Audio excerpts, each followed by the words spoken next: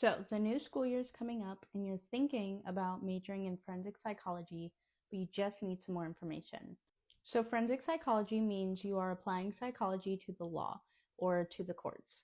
And what it basically means is that you are applying your knowledge of psychology to aspects of the law or the justice system. It can look like a number of different careers or things, such as doing court ordered evaluations in trials, being a juvenile advocate or a victim advocate, being a counselor, or doing sessions with inmates, juveniles, victims, etc.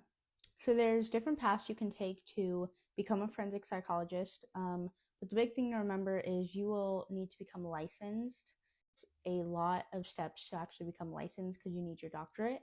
But let's just start from the beginning. When you are doing your undergrad, you'll want to do psychology, possibly with a minor in criminal justice or law, or if there is a forensic psychology program, some schools have those, you can do that. I also recommend if you want to go into the doctorate program, you do a bachelor's of science rather than bachelor's of arts, just because you're going to get that more math and science um, curriculum, which is what they're going to be looking for. But so you'll complete your 4 years of your undergrad and you'll apply to your grad schools. Here's where you're going to decide if you want a PhD or a PsyD. Both of them can lead you to become a licensed psychologist if you choose an APA accredited program. So PhD is going to be clinical and like research academia based, and PsyD is going to be more like clinical hands-on based, but both are very similar and both can lead you to becoming licensed. PhDs are usually funded, so they're usually paid for, whereas PsyDs you're usually paying out of pocket, so they're more expensive typically.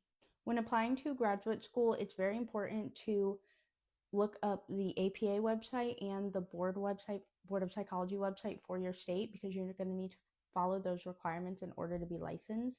And each state and country has different requirements. And so you'll find an accredited program. You'll do that. You will do an internship. So that's going to be 4 to 6 years. Some of them have a built-in master's with it, but they are competitive to get into. So if you don't get into one, you can just go into a master's first and then apply again. Once you get through your graduate school, you're going to have to take your EPPP, and then if you want to get board certified, that's a whole other process, but you have to take that test to become a licensed psychologist. I'd say if you have an interest in psychology and in criminal justice or criminal law, this is a great degree for you. Just remember that it takes a lot of time and a lot of work.